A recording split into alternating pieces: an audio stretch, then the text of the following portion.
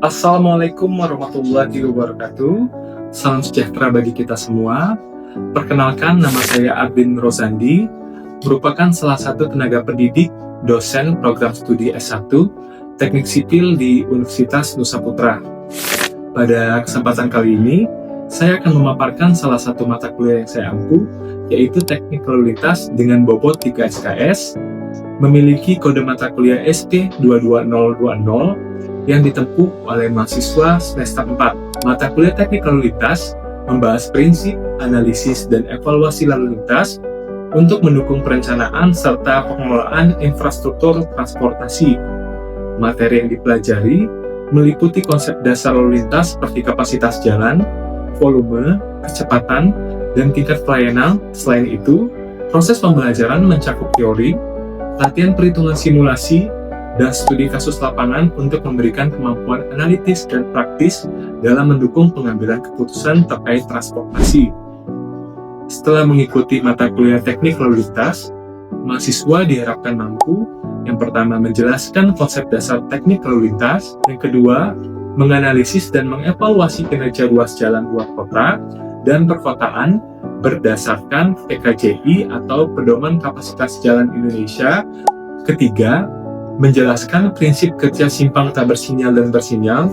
Keempat, menjelaskan konsep sistem manajemen lalu lintas, termasuk parkir, serta menganalisis dampak parkir terhadap arus lalu lintas. Selanjutnya, untuk proporsi penilaian, dilakukan dengan komposisi sebagai berikut: kuis 5%, tugas diskusi 20%, kehadiran 10%, praktikum 25%, UTS dan UAS masing-masing 20%. Dalam kegiatan pembelajaran, saya menerapkan hybrid learning system melalui Etlink Nusa Putra. Selain itu, saya menggunakan Siakat Nusa Putra sebagai sistem informasi akademik untuk menginput nilai serta melakukan evaluasi terhadap proses pembelajaran. Sementara itu, dalam pelaksanaan UTS dan UAS, selain menggunakan SUMO, Online Student Exam System, saya juga melakukan penilaian melalui penugasan proyek berkelompok yang dipresentasikan menjelang akhir sesi perkuliahan. Adapun pertemuan interaktif dilaksanakan secara fleksibel, baik melalui tatap muka di kelas yang difokuskan pada diskusi, studi kasus, latihan perhitungan, praktikum survei lalu lintas, presentasi hasil analisis, serta simulasi menggunakan program perangkat lunak pendukung mata kuliah teknik lalu lintas, maupun juga melalui pertemuan online menggunakan Zoom yang umumnya saya gunakan untuk menjelaskan konsep teori sebagai pemahaman awal mahasiswa. Demikianlah penjelasan singkat terkait mata kuliah teknik lalu lintas. Selanjutnya, saya akan menampilkan cuplikan proses pembelajaran mengenai perencanaan transportasi yang nantinya menjadi fondasi utama pada sesi awal mata kuliah lanjutan di semester 5, yaitu manajemen lalu lintas. Selamat menyaksikan. Assalamualaikum warahmatullahi wabarakatuh. Sebelumnya, terima kasih atas kesempatan dan waktunya. Pada kesempatan kali ini kita akan melanjutkan sesi mata kuliah kita ya, teknik lalu lintas, masalah perencanaan transportasi.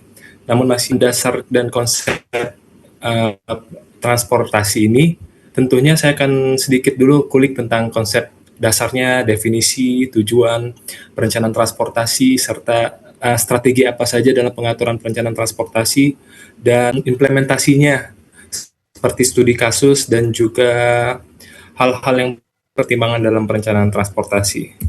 Timbullah pertanyaan, mengapa perencanaan transportasi itu penting bagi kota kita?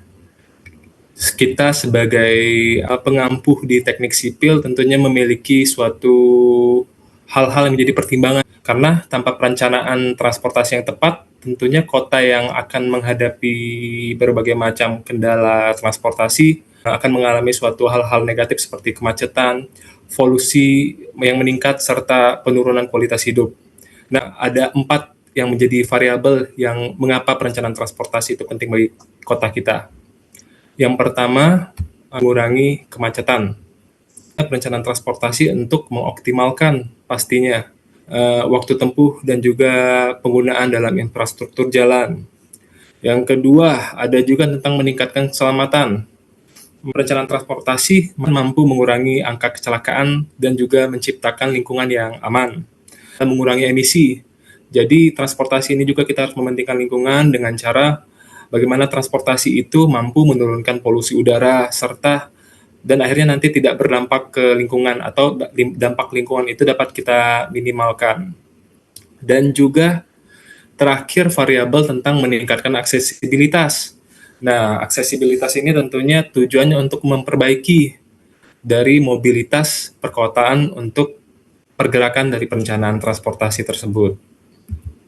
Dapat kita lihat ya, kondisi dari lalu lintas yang sering kita temui dalam kehidupan sehari-hari di gambar tersebut ya tentunya dapat jadi renungan atau pertimbangan kita bagaimana kondisi arus lalu lintas yang buruk nanti mempengaruhi kehidupan kita. Apa beda kondisi yang sebelumnya dengan yang ditampilkan di slide ini?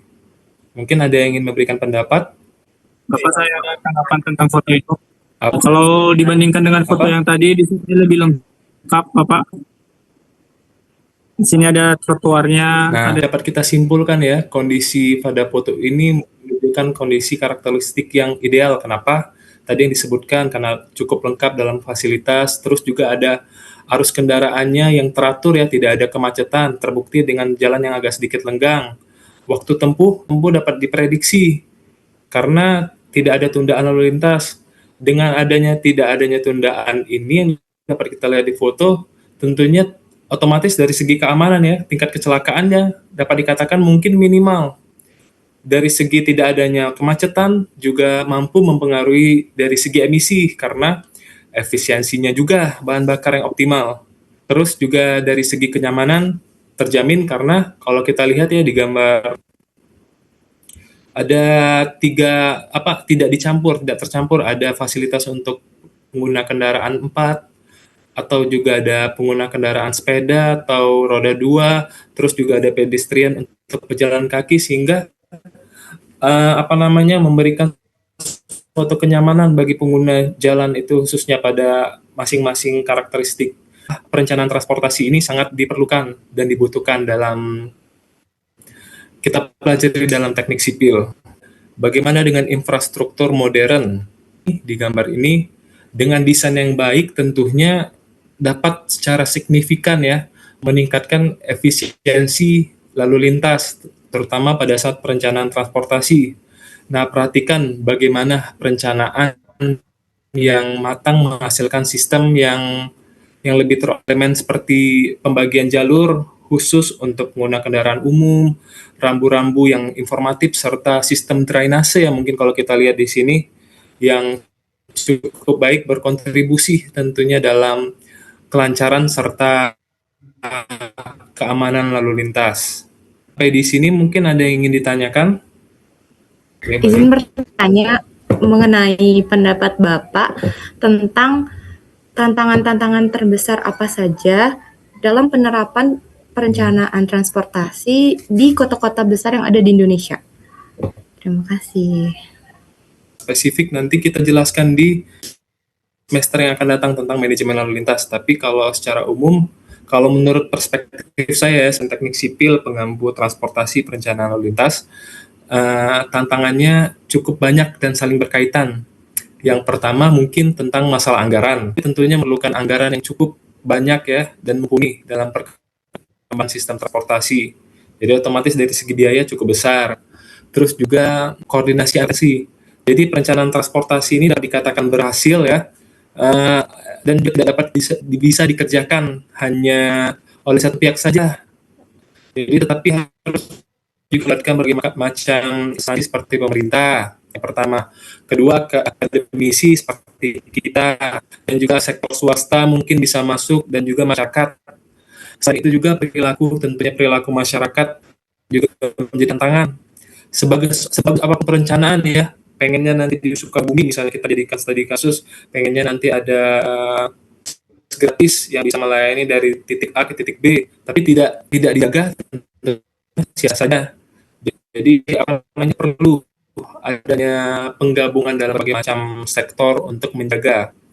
hal yang lain juga yang perlu dipahami ya, mungkin terkait tentang tantangan. Jadi kita tuh sebelum kita mau terjun ke tahap selanjutnya, kita harus juga paham buku tentang transportasi itu sendiri. Jadi bagus apa perencanaan, kalau misalnya pengguna jalan kita ya masih sering melakukan atau melanggar aturan atau pun tidak menggunakan transportasi umum dengan tepat, hasilnya juga tentu tidak maksimal. Jadi yang perlu kita pahami ya, tentunya, apalagi setiap daerah kan tentunya memiliki karakter besar seperti di Jakarta, mungkin tentang penerapan berbagai macam transportasi ya, manajemen manajemen lalu lintas, ya tentunya mungkin belum tentu cocok diimplementasikan di kota Sukabumi atau kota Palembang. Jadi karena itu seorang perencana transportasi ya, nah dari materi ini mengharapkan bahwa untuk saya juga pribadi maupun juga kalian sebagai ilmu yang wadah tempat ilmu sharing ini mampu memahami kondisi lokal daerah masing-masing dan juga harus menggunakan data lokal itu sebagai mengambil keputusan. Jadi bagaimana kita merancang perencanaan transportasi yang baik itu tentunya dengan sesuai dengan kebutuhan daerah. Jadi bukan hanya meniru kota-kota lainnya. Jelas atau masih bingung? Sudah cukup jelas, Gimana? Bapak. Terima kasih. Terima kasih. Lanjut ya.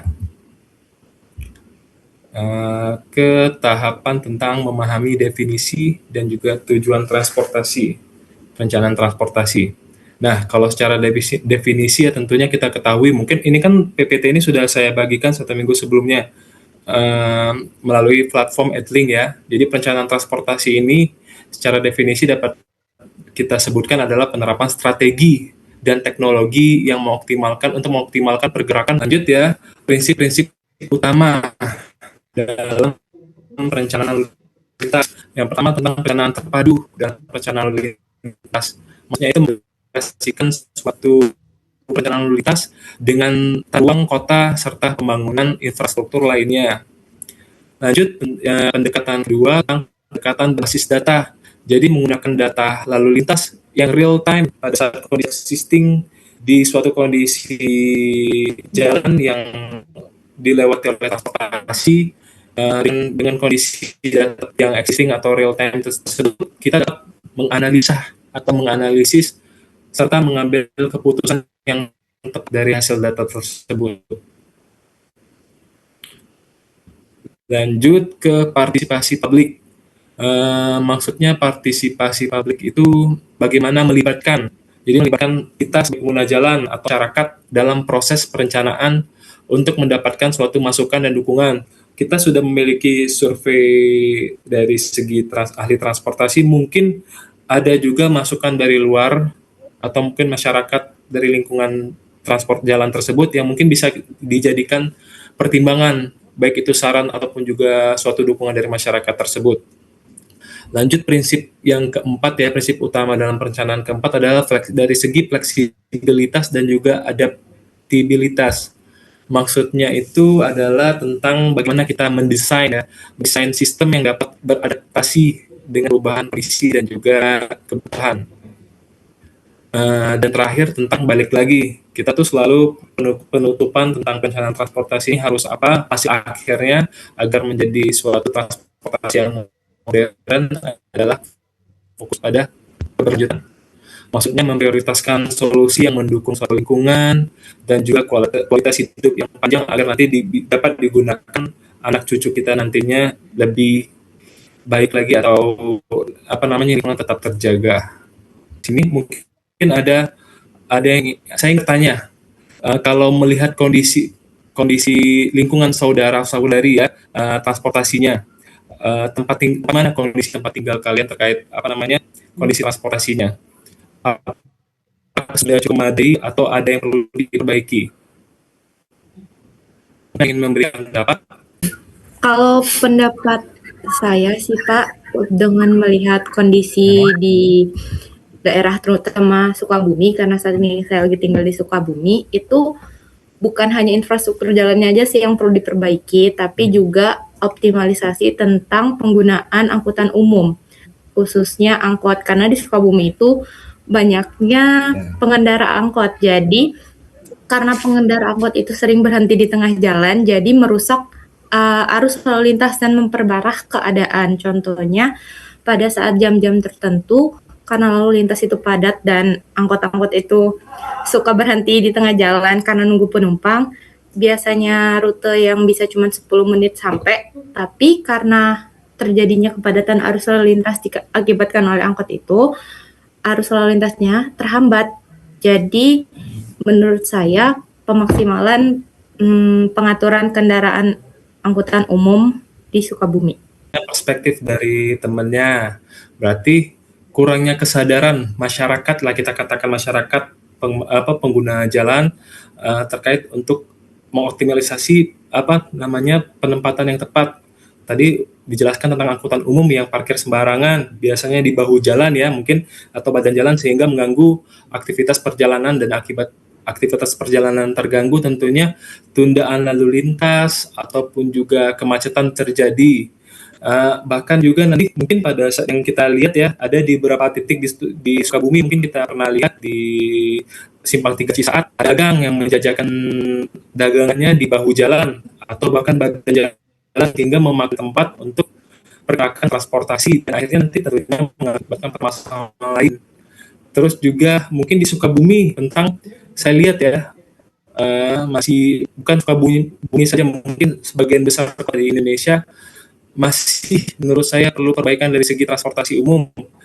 Karena masyarakat lebih memilih ya menggunakan kendaraan pribadi seperti motor mungkin atau mobil dibandingkan kendaraan umum. Kenapa bisa terjadi? Karena mungkin karena keterbatasan ini input sama titik antar, lokasi tempat tinggal mereka di A, sedangkan titik mulainya dari B atau C, sehingga otomatis kan untuk dari A ke B ini perlu ditanggulangi gimana caranya. Otomatis itulah kenapa mereka masih menggunakan kendaraan pribadi, motor atau mobil. Atau dari segi angkutan jadwalnya ya, mungkin dari pagi sampai malam, tapi nggak terlalu malam. Sedangkan mungkin gimana nanti kalau misalnya ada kegiatan yang dari masyarakat itu sendiri memerlukan waktu yang lama, mungkin dari pukul 10 ke atas, sedangkan mungkin udah di jam segitu ya di kota Sukabumi khususnya jadwal sudah ada kendaraan umum ataupun juga masih sedikit. Jadi banyak hal yang bisa diperbaiki dalam perencanaan transportasi yang tadi teman-teman sebutkan, khususnya tadi di kota yang sudah disebutkan tadi, kota Sukabumi sebagai contoh kasusnya. Dari strategi pengaturan arus lalu timbul lah bagaimana peran teknologi. Kan kita tadi kan itu terkait teknologi ya, marka, terus lampu, terus juga alat-alat pendukung perencanaan transportasi lainnya. Timbullah peran teknologi dalam modernisasi perencanaan transportasi. Jadi dengan gimana mendukung peran teknologi dengan membuat suatu sistem transportasi cerdas atau ITS.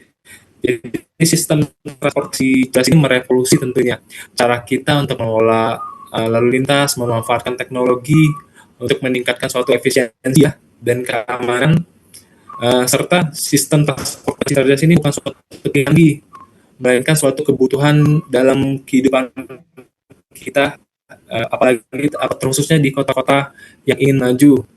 Seperti contoh yang sudah saya ini ya buat tentang sistem pengawasan, bagaimana sistem itu berpengaruh dalam sistem pengawasan, seperti ada yang bikin contoh kamera atau sensor yang memantau kondisi arus lalu lintas.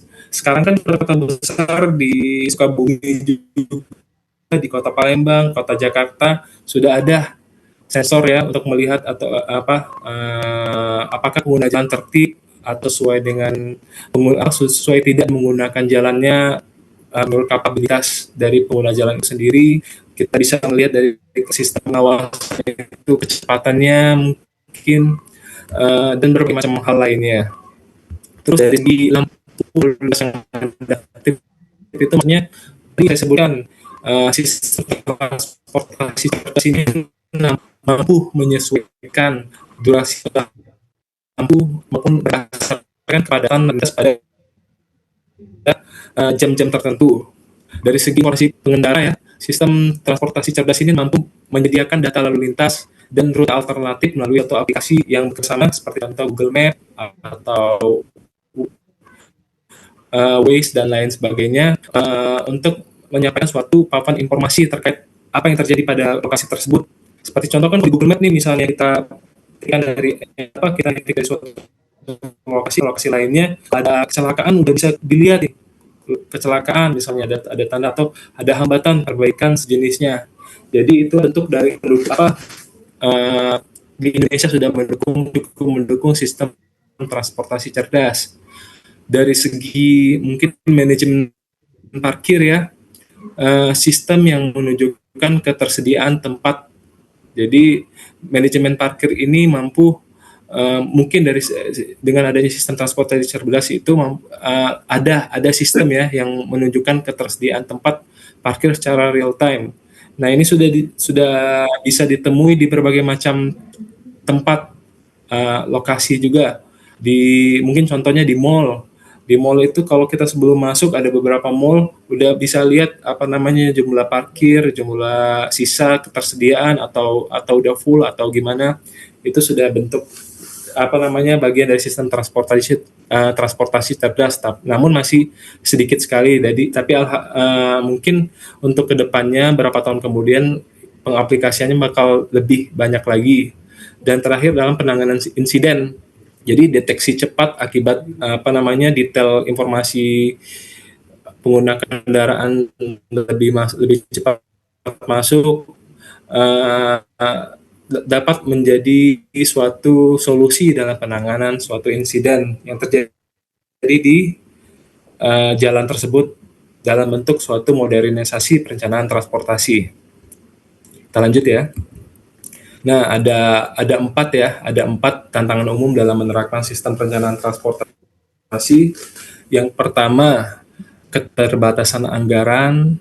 Jadi biaya yang tinggi, apalagi mungkin perlu memerlukan investasi awal dan juga pemeliharaan teknologi ITS. Kalau misalnya tadi saya bilang, jadi tantangan umum dalam menerapkan sistem perencanaan transportasi cerdas itu pertama tentang biayanya yang tinggi, karena mungkin perlu evaluasi, analisa, studi kasus, sehingga dan juga pemeliharaannya. Kedua mungkin dari segi integrasi data. Jadi tantangan umum dalam integrasi data itu tentunya menghubungkan berbagai macam sistem tadi dan sumber data yang berbeda, mungkin dari data real time pengguna jalan, terus dipindahkan ke Google Maps ataupun juga platform lainnya, sehingga integrasi data terjadi. Itu masih bentuk tantangan karena kadang nggak terlalu real time nih integrasi yang sempurna, itu mungkin diperbaiki lagi. Tantangan umum lainnya tentang perawanan masyarakat. Nah, ini biasa terjadi di daerah-daerah kecil. Karena kurangnya pemahaman atau penolakan terhadap kebijakan baru yang mungkin bagi masyarakat setempat itu memberatkan mereka. Dan yang terakhir mungkin dari kompleksitas dari perencanaan itu sendiri. Maksudnya itu kompleksitas itu adalah bagaimana kita tantangan umumnya mampu mempertimbangkan ya banyak faktor yang saling terkait dalam suatu perencanaan. Dua gambar ini ada contoh gambar transportasi yang ada di negara maju seperti Singapura dan Amsterdam. Sebenarnya banyak kota di dunia telah berhasil menerapkan perencanaan transportasi yang inovatif, yang satu kesatuan dalam sistem informasi cerdas. Hal ini tentunya menunjukkan bahwa seluruh tantangan yang ada pada lokasi lingkungan di tiap-tiap lokasi yang berbeda dapat diatasi dengan perencanaan dan komitmen yang tepat, tentunya dengan menyesuaikan dari lokasi tersebut. Nah, kalau kita lihat ya, di Singapura ini mungkin kan sudah pernah lihat di media sosial, dikategorikan sangat maju sekali dalam perencanaan transportasinya karena memiliki transportasi multimoda. Jadi maksudnya multimoda itu terintegrasi satu sama lain. Terus juga ada Singapura itu sudah menganut ERP, jadi itu road pricing. Jadi pendiri enggan untuk melakukan kegiatan menggunakan kendaraan pribadi, lebih baik menggunakan kendaraan umum. Tentunya dari hal ini dapat mengurangi kemacetan secara signifikan ya, cukup mengurangi kemacetan. Terus sistem transportasi cerdas yang telah diterapkan di Singapura ini sangat canggih di tiap-tiap sisi. Kalau kalian pernah ke negara tersebut, banyak sekali alat-alat canggih sebagai wadah pemantauan serta pengelolaan lalu lintas. Nah, ini dari segi kemajuan implementasi perencanaan transportasi dan modernisasi. Ada juga dari segi Amsterdam. Amsterdam berkebalikan sekali dengan Singapura, tapi dapat itu dikatakan juga masih perencanaan transportasi yang berkelanjutan. Jadi contohnya kalau di Amsterdam ini mungkin prioritas pada pengguna jalannya adalah pengguna kendaraan sepeda. Jadi menjadikan Amsterdam ini tentunya sebagai salah satu kota atau kota di negara Belanda yang ramah sepeda atau ramah lingkungan juga. Terus juga penggunaan sistem cerdas lampu lalu lintas juga sama kayak di Singapura, dan juga informasi parkir digital yang dapat dipantau ya, dapat dilihat di aplikasi apa integrasi terkait data real time sama dengan data yang ada di aplikasi yang bekerja sama. Transportasi publik dan juga berbagai macam kendaraan umum lainnya. Karena tadi dua hal ini, kalau timbullah pertanyaan kemarin dengan mahasiswa saya sebelumnya, bisa nggak Pak yang kegiatan Amsterdam ini, apa namanya, cara perencanaan transportasi Amsterdam ini diterapkan di Singapura atau sebaliknya? Tergantung. Tapi kalau kita melihat karakteristik dari masing-masing pengguna masyarakatnya, karena ada karakteristik di Singapura yang ini, kalau kita masyarakat Singapura yang memerlukan mobilisasi yang cepat, handal. Jadi inilah kenapa diterapkan sedemikian rupa. Sedangkan di Amsterdam masyarakatnya cinta lingkungannya, maksudnya dalam apa secara khususnya ya kita bukan. Jadi mungkin Amsterdam lebih tepat tentang istilah kegiatan transportasi menggunakan kendaraan publik ataupun juga sepeda. Jadi tidak bisa atau tergantung jadi di tiap-tiap lokasi, baik itu kota atau negara. Ya, kalau tidak ada yang ditanyakan, dapat saya simpulkan ya, mungkin secara umumnya ya, perencanaan transportasi yang baik itu tentunya perencanaan transportasi yang mampu bersinergi dengan masyarakat.